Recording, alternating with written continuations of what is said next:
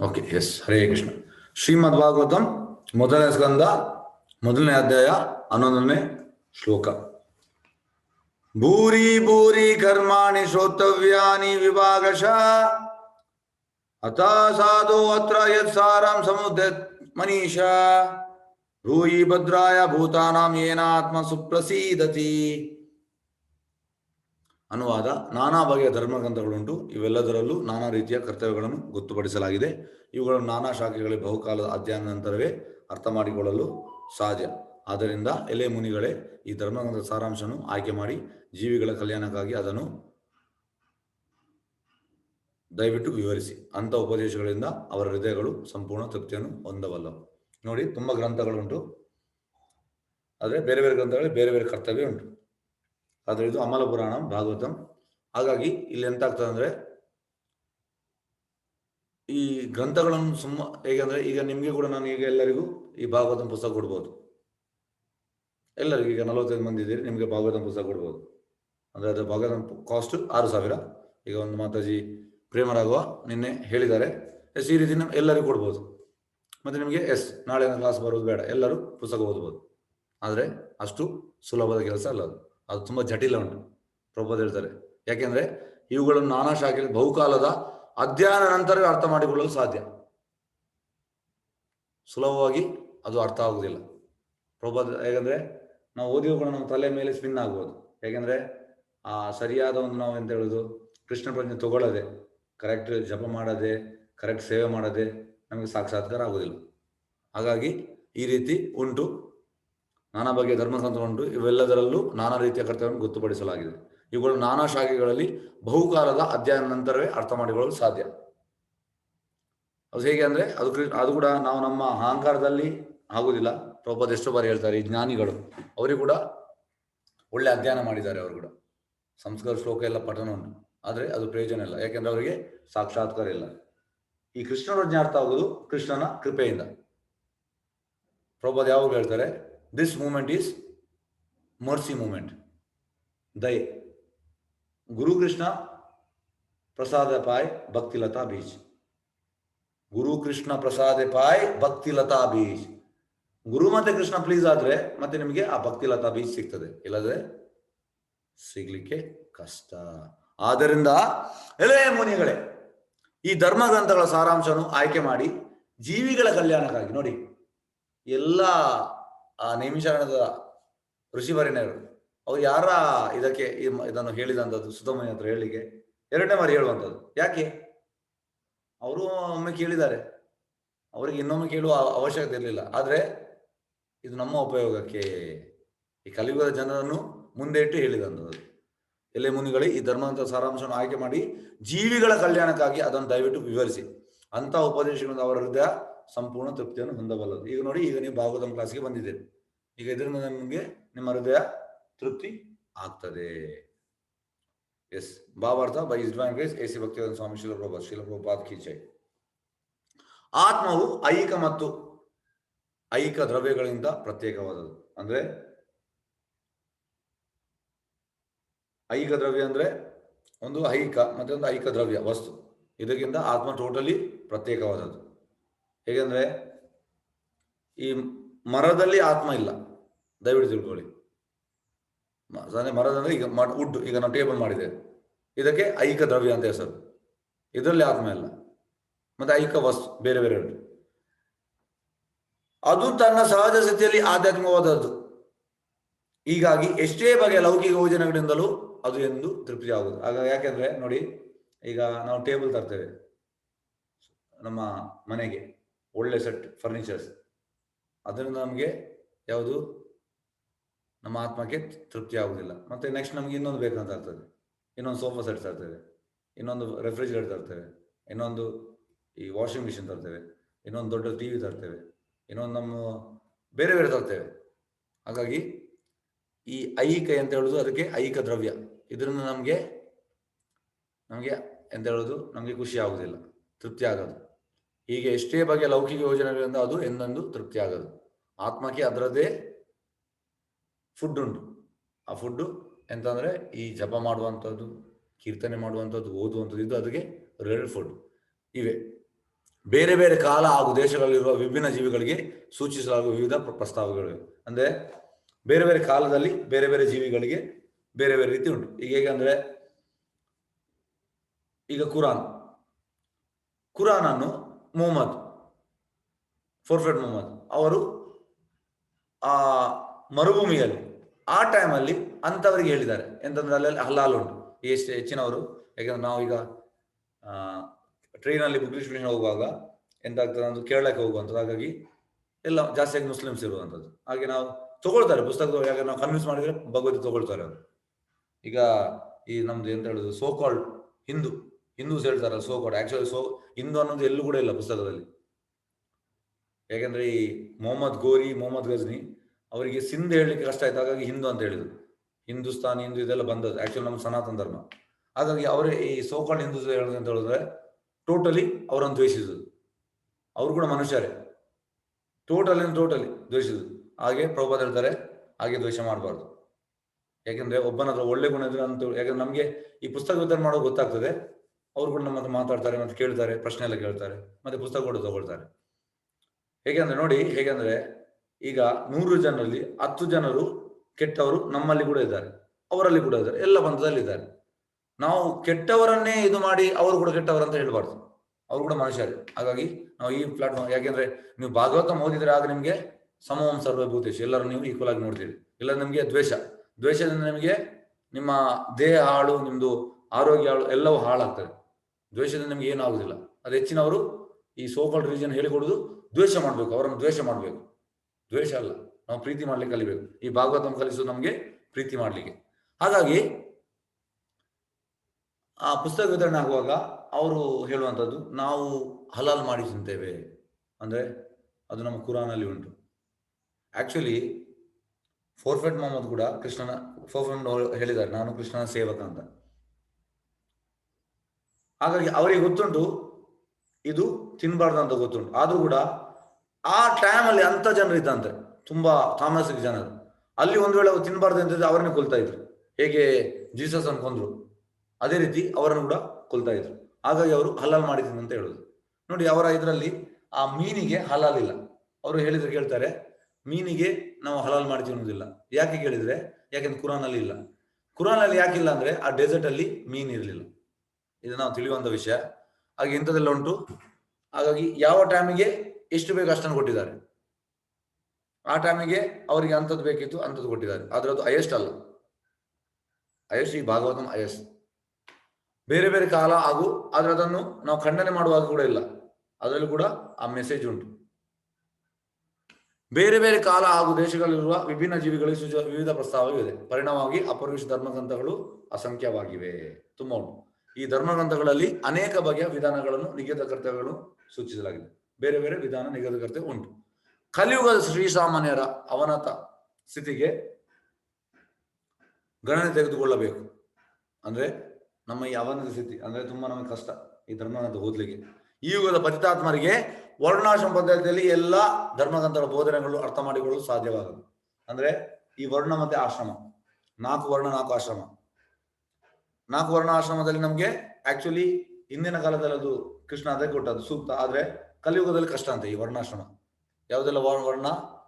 ಬ್ರಾಹ್ಮಣ, ಕ್ಷತ್ರಿಯ, ವೈಶ್ಯ, ಶೂದ್ರ. ಇದು ಜನ್ಮದಿಂದ ಅಲ್ಲ, ಸಂಸ್ಕಾರದಿಂದ.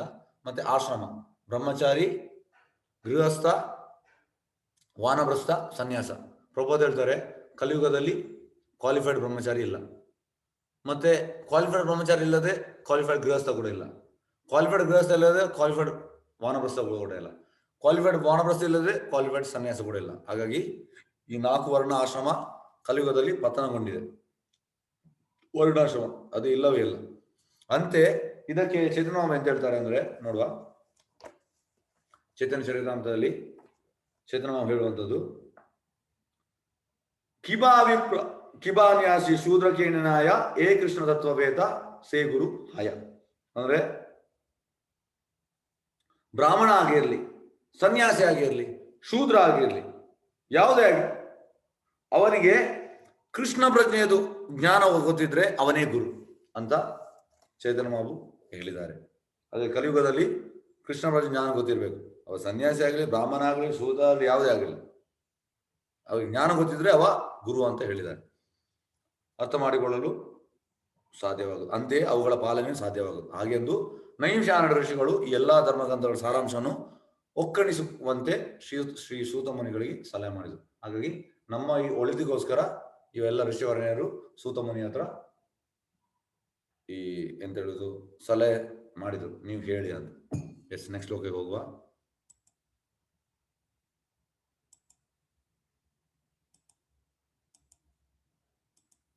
ಎಸ್,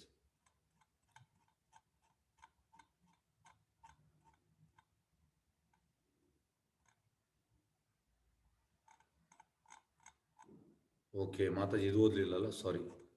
ಓಕೆ, ಆಧ್ಯಾತ್ಮಿಕ ನೆಲೆ ಉನ್ನತ ಸ್ಥಿತಿಗೆ ಒಯ್ಯಲು ವರ್ಣಾಶ್ರಮ ಸಮಾಜವು ಅತ್ಯುತ್ತಮ ಸಂಸ್ಥೆ ಎಂದು ಪರಿಗಣಿಸಲಾಗಿದೆ. ಆಕ್ಚುಲಿ ಪ್ರಭುಪಾದ ಹೇಳ್ತಾರೆ ಎಂತಂದ್ರೆ, ಪ್ರಭುಪಾದೊಂದು ಸಂದೇಶ ಉಂಟು. ಹೇಗಂದ್ರೆ ಪ್ರಭುಪಾದಿಗೆ ಈಗ ನಮ್ದು ಯಾವ್ದು ಮೆಟ್ರೋ ಸಿಟೀಸ್, ಬ್ಯಾಂಗ್ಳೂರ್ ಅಂದ್ರೆ ಎಂತ ಹೇಳ್ತಾರೆ, ಇದು ಕ್ಯಾಪಿಟಲ್ ಸಿಟೀಸ್. ಪ್ರಭುಪಾದ ಹೇಳ್ತಿದ್ದು ಇದು ನರಕ ಅಂತೆ. ಯಾಕೆಂದ್ರೆ ಮೆಟ್ರೋ ಸಿಟೀಸ್ ಅಲ್ಲಿ ನಮ್ಗೆ ಎಂತಂದ್ರೆ, ಈ ಬಾಂಬೆಯಲ್ಲಿ ಆಗಲಿ ಬ್ಯಾಂಗ್ಳೂರಲ್ಲಿ ಆಗಲಿ ಎಲ್ಲಿ ಮೆಟ್ರೋ ಸಿಟೀಸ್ ಅಲ್ಲಿ ಅಕ್ಕಪಕ್ಕದವರು ಯಾರಂತ ಗೊತ್ತಿಲ್ಲ ನಮ್ಗೆ. ಈಗ ಬಾಂಬೆಯಲ್ಲಿ ಒಬ್ಬರು ಹೇಳ್ತಿದ್ರು, ಅವ್ರು 20 ವರ್ಷ ಇದ್ರಂತೆ, ಅವರ ನೆಕ್ಸ್ಟ್ ಮನೆಯವರು ಯಾರಂತ ಅವ್ರಿಗೆ ಗೊತ್ತಿಲ್ಲ. ಯಾಕಂದ್ರೆ ಬೆಳಿಗ್ಗೆ 7 ಗಂಟೆ ಹೋಗ್ತಾರೆ, ರಾತ್ರಿ 10 ಗಂಟೆಗೆ ಬರ್ತಾರೆ, ತಿಂತಾರೆ, ಮಲಗ್ತಾರೆ ಅಷ್ಟೇ. ಇದರಲ್ಲಿ ಎಂತಾದ್ರು ವರ್ಣಾಶ್ರಮ ಆಗ್ತದ? ಇಲ್ಲ. ಹಾಗಾಗಿ ಆಧ್ಯಾತ್ಮಿಕ ನೆಲೆಗೆ ಉನ್ನತ ಸ್ಥಿತಿಗೆ ಒಯ್ಯಲು ವರ್ಣಾಶ್ರಮ ಸಮಾಜವು ಅತ್ಯುತ್ತಮ ಸಂಸ್ಥೆ ಎಂದು ಪರಿಗಣಿಸಲಾಗಿದೆ. ಅಂದ್ರೆ ಪ್ರಭುಪಾದ ಹೇಳ್ತಾರೆ, ಈ ವರ್ಣಾಶ್ರಮ ಸಂಸ್ಥೆ ಇದ್ರೆ ಈ ಬ್ರಾಹ್ಮಣ, ಕ್ಷತ್ರಿಯ, ವೈಶ್ಯ, ಶೂದ್ರ ಮತ್ತೆ ಈ ಬ್ರಹ್ಮಚಾರಿ, ಗೃಹಸ್ಥ, ವಾನಪ್ರಸ್ಥ, ಸನ್ಯಾಸ ಇದೆಲ್ಲ ಇದ್ರೆ ಆಗ ತುಂಬಾ ಒಳ್ಳೇದು ಅಂತ ಹೇಳಿದ್ರು. ಆದ್ರೆ ಕಲಿಯುಗವೇ ಕಾರಣವಾಗಿ ಈ ಸಾಮಾಜಿಕ ವ್ಯವಸ್ಥೆಯು ನೀತಿ ನಿಯಮಗಳ ಕಾರ್ಯಾನುಷ್ಠಾನ ಅಸಾಧ್ಯವಾಗಿದೆ. ಮತ್ತೆ ಕಲಿಯುಗದಲ್ಲಿ ಇದು ತುಂಬಾ ಕಷ್ಟ. ವರ್ಣಾಶ್ರಮ ಗೊತ್ತುಪಡಿಸುವವರಂತೆ ಸಾಮಾನ್ಯ ಜನತೆಗೆ ತಮ್ಮ ಕುಟುಂಬಗಳಿಂದ ಸಂಪೂರ್ಣವಾಗಿ ಸಂಬಂಧ ಕಡಿದುಕೊಳ್ಳುವುದು ಅಸಾಧ್ಯವಾಗಿದೆ. ಅಂದ್ರೆ ಈಗ ನೋಡಿ, ಪ್ರಭುಪಾದ ಎಷ್ಟೋ ಬಾರಿ ಹೇಳ್ತಾರೆ, ಒಬ್ಬ ತಂದೆ ಒಂದು ಸಿಟಿಯಲ್ಲಿ ಇರೋದು, ತಾಯಿ ಇನ್ನೊಂದು ಸಿಟಿಯಲ್ಲಿ ಇರೋದು, ಮಗ ಇನ್ನೊಂದು ಸಿಟಿಯಲ್ಲಿ ಇರೋದು, ಮಗಳು ಇನ್ನೊಂದು ಸಿಟಿಯಲ್ಲಿ ಇರೋದು, ಮತ್ತೆ ಎಲ್ಲಿ ಆಗ್ತದೆ ಆ ಫ್ಯಾಮಿಲಿ ರಿಲೇಷನ್ಶಿಪ್? ಅದು ರಿಲೇಷನ್ಶಿಪ್ ಇಲ್ಲ. ಹಾಗಾಗಿ ಈಗ ಆಗಿದೆ ಕಲಿಯುಗ, ಇಡೀ ವಾತಾವರಣ ವಿರೋಧಮಯವಾಗಿದೆ.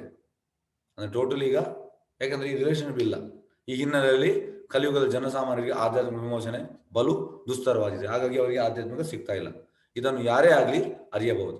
ಋಷಿಗಳು ಈ ಶ್ರೀ ಸೂತ ಮುನಿಗಳಿಗೆ ಈ ವಿಷಯವನ್ನು ವಿವೇಚಿಸಿದ್ದಕ್ಕೆ ಏನು ಕಾರಣ ಎನ್ನುವುದನ್ನು ಮುಂದಿನ ಶ್ಲೋಕದಲ್ಲಿ ವಿವರಿಸಲಾಗಿದೆ.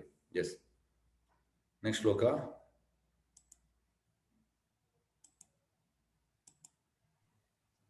ಹರೇ ಕೃಷ್ಣ. ಹರೇ ಕೃಷ್ಣ. ಹರೇ ಕೃಷ್ಣ. ಹರೇ ಕೃಷ್ಣ. ಹರೇ ಕೃಷ್ಣ. ತೂತ ಜಾನಾಸಿ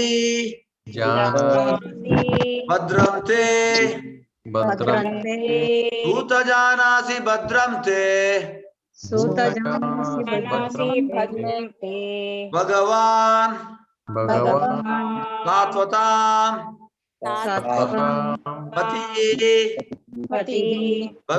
ಸಾತ್ವತಾಂ ಪತಿ ಭಗವಾನ್ ಸಾತ್ವತಾಂ ಪತಿ ದೇವಾಖ್ಯಾಂ ವೇದಸ್ಯ ವಸುದೇವಸ್ಯ ದೇವಾಖ್ಯಂ ವಸುದೇವಸ್ಯ ಜಾತಃ ಯಸ್ಯ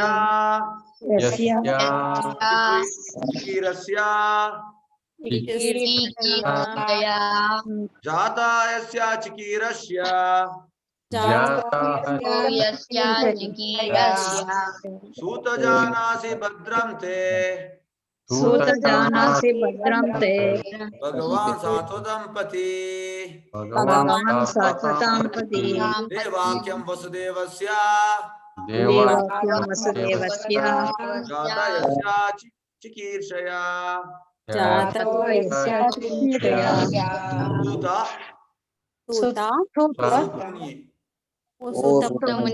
ಜಾನಾಸಿ ತಾವು ಅರಿತಿರುವಿರಿ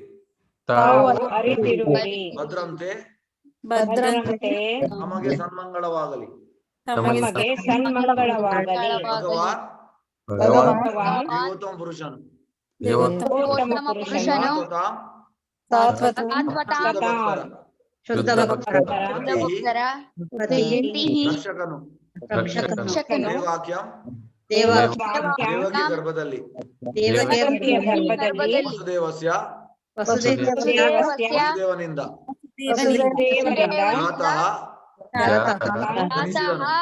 ಜನಿಸಿದನು.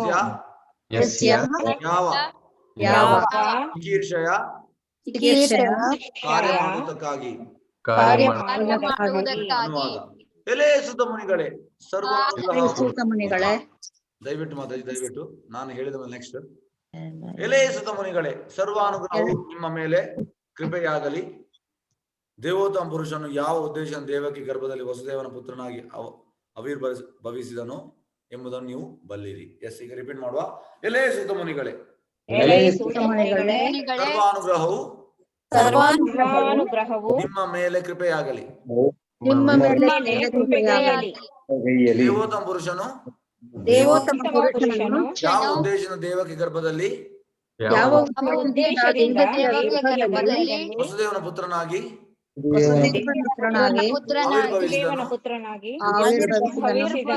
ಎಂಬುದನ್ನು ನೀವು ಬಲ್ಲಿರಿ.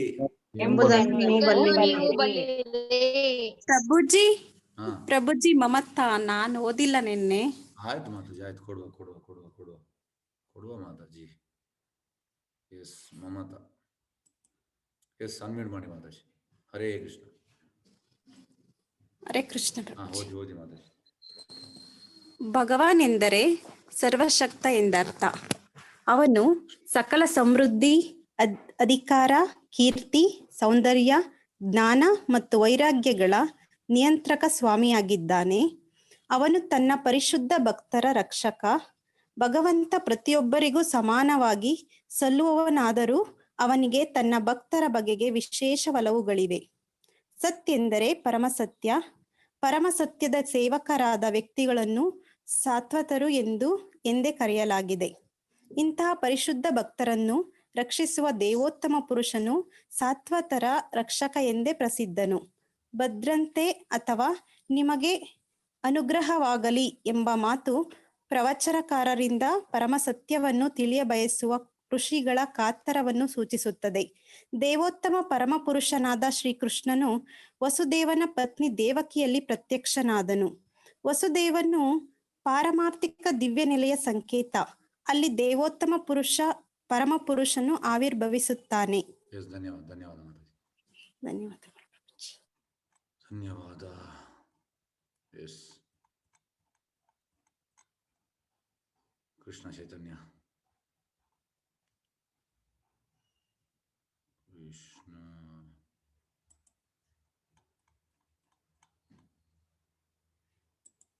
ಓಕೆ.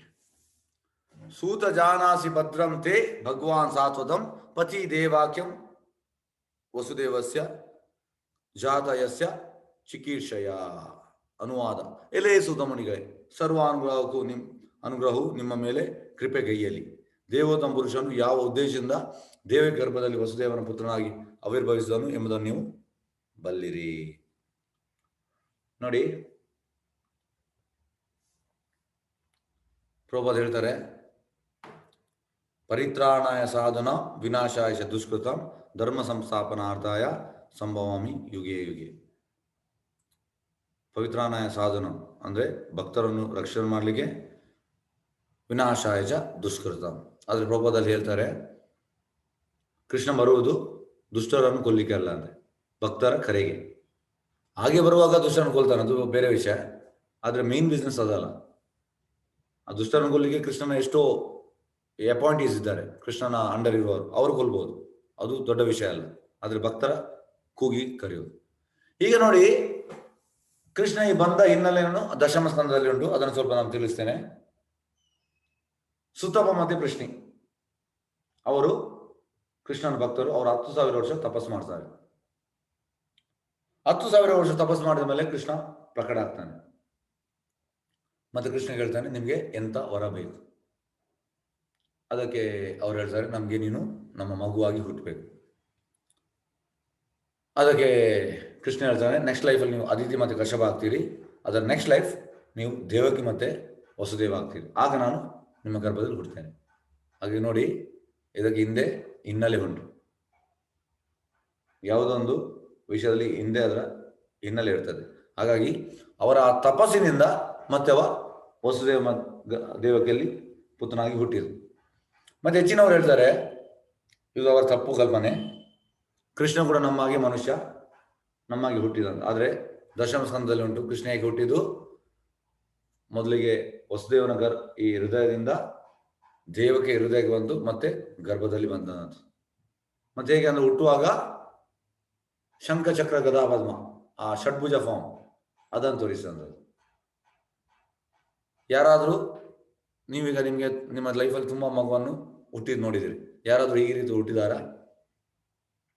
ಇಲ್ಲ. ಕೃಷ್ಣನ ಜನನ ಕೂಡ ಅದ್ಭುತ ಅದ್ಭುತ ಅದ್ಭುತ ಕಾರಣ ಅಂದ್ರೆ ಕೃಷ್ಣನ ಎಲ್ಲ ಲೀಲೆಗಳು ಅದ್ಭುತ.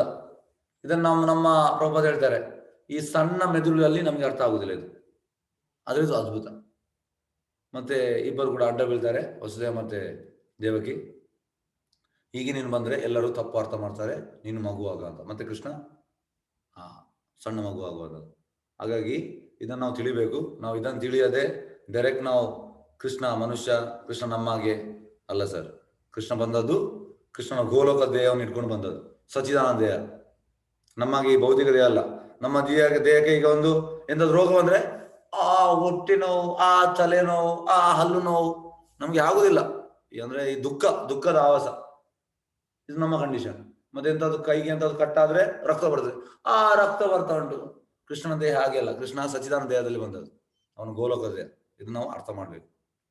ಮತ್ತೆ ಇಲ್ಲಿ ಕೇಳುವಂಥದ್ದು ಆ ಬಂದ ಉದ್ದೇಶ ಅಂತಂತ ಇಲ್ಲಿ ಹೇಳ್ತಿದ್ದಾರೆ. ದೇವೋತ್ತಮ ಪುರುಷನು ಯಾವ ಉದ್ದೇಶ ದೇವ ಗರ್ಭದಲ್ಲಿ ವಸುದೇವನ ಪುತ್ರನಾಗಿ ಆವಿರ್ಭವಿಸಿದನು ಎಂಬುದನ್ನು ನೀವು ಬಲ್ಲಿರಿ. ಸೂತ ಗೋಸ್ವಾಮಿ ಗೊತ್ತುಂಟು. ಈಗ ನೋಡಿ ಭಾವಾರ್ಥ ಬೈ ಎಸಿ ಭಕ್ತಿ ಸ್ವಾಮಿ ಶಿಲಪ್ರಭುಪಾದ್ ಕೀಜೆ. ಭಗವಾನ್ ಎಂದರೆ ಸರ್ವಶಕ್ತ ಎಂದರ್ಥ. ಟೋಟಲ್ ಯಾವ ಎಂತಂದ್ರೆ ಸ್ವರಾಟ್. ಪ್ರಭುಪಾದ ಹೇಳ್ತಾರೆ, nothing is impossible is in Krishna's dictionary. ಕೃಷ್ಣನಿಗೆ ಅಸಾಧ್ಯ ಅನ್ನೋದು ಯಾವುದಿಲ್ಲ ಅಂತ, ಎಲ್ಲವೂ ಸಾಧ್ಯ. ಯಾಕೆಂದ್ರೆ ಅವ ಸರ್ವಶಕ್ತ.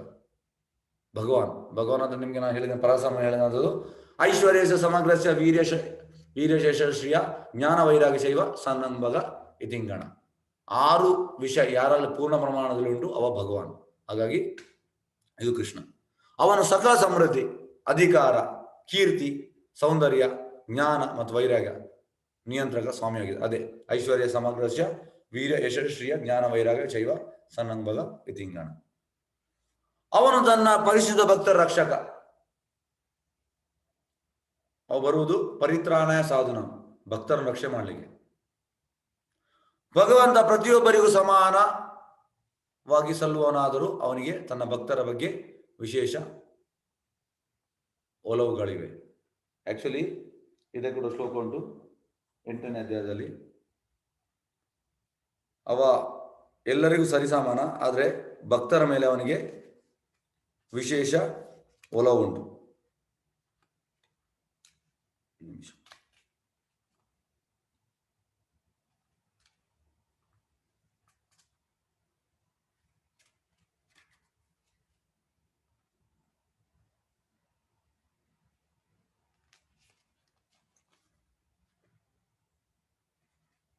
ಭಕ್ತರ ಮೇಲೆ ಅವನಿಗೆ ವಿಶೇಷ ಒಲವು.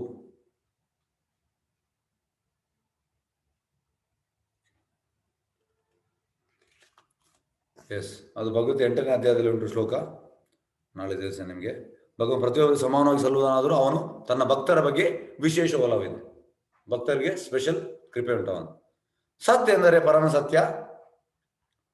ಪರಮಸತ್ಯದ ಸೇವಕರಾದ ವ್ಯಕ್ತಿಗಳನ್ನು ಸಾತ್ವತರು ಎಂದು ಕರೆಯಲಾಗಿದೆ. ಅಂದ್ರೆ ಯಾರು ಈ ಪರಮಸತ್ಯದ ಕೆಲಸ ಮಾಡ್ತಾರೆ ಅವರು ಸಾತ್ವತರು. ಕೃಷ್ಣನ ಈ ಕೆಲಸ ಯಾರು ಮಾಡ್ತಿದ್ದಾರೆ ಅವರು ಸಾತ್ವತರು. ಇಂತಹ ಪರಿಶುದ್ಧ ಭಕ್ತರನ್ನು ರಕ್ಷಿಸುವ ದೇವೋತ್ತಮ ಪರಮೇಶ್ವರನು ಸಾತ್ವದ ರಕ್ಷಕ ಎಂದು ಪ್ರಸಿದ್ಧನು. ಹಾಗಾಗಿ ಅವು ಬರುವುದು ಆ ಶುದ್ಧ ಭಕ್ತರನ್ನು ರಕ್ಷಣೆ ಮಾಡಲಿಕ್ಕೆ, ದುಷ್ಟರನ್ನು ಕೊಲ್ಲಿಕ್ಕೆ ಅಲ್ಲ. ಭದ್ರಂತೆ ಅಥವಾ ನಿಮಗೆ ದೈವಾನುಗ್ರಹವಾಗಲಿ ಎಂಬ ಮಾತು ಪ್ರವಚನಕಾರರಿಂದ ಪರಮ ಸತ್ಯವನ್ನು ಬಯಸುವ ಋಷಿಗಳ ಗಾತ್ರವನ್ನು ಸೂಚಿಸುತ್ತದೆ. ಭದ್ರಂತೆ ಅಂದ್ರೆ ಅವರಿಗೆ ಪರಮ ಸತ್ಯ ತಿಳಿಬೇಕು, ಕೃಷ್ಣನ ಬಗ್ಗೆ ತಿಳಿಬೇಕು. ದೇವೋತ್ತಮ ಪರಮೇಶ್ವರನಾದ ಶ್ರೀಕೃಷ್ಣನು ವಸುದೇವನ ಪತ್ನಿ ದೇವಕಿಯಲ್ಲಿ ಪ್ರತ್ಯಕ್ಷನಾದ. ನೋಡಿ, ಹುಟ್ಟುವಾಗುವ ಷಡ್ಭುಜ ಫಾರ್ಮಲ್ಲಿ ಪ್ರತ್ಯಕ್ಷನಾದನು. ವಸುದೇವನ ಪಾರಮಾರ್ಥಿಕ ದಿವ್ಯನೆಲೆ ಸಂಕೇತ. ವಸುದೇವನು ಪಾರಮಾರ್ಥಿಕ ದಿವ್ಯನೆಲೆ ಸಂಕೇತ. ಅಲ್ಲಿ ದೇವೋತ್ತಮ ಪರಮೇಶ್ವರನು ಆವಿರ್ಭವಿಸುತ್ತಾನೆ. ಎಸ್, ಇಲ್ಲಿ ಮುಕ್ತ ಮಾಡುವ ವಂಶ ಕಲ್ಪತರೋಭಿಷ್ಯ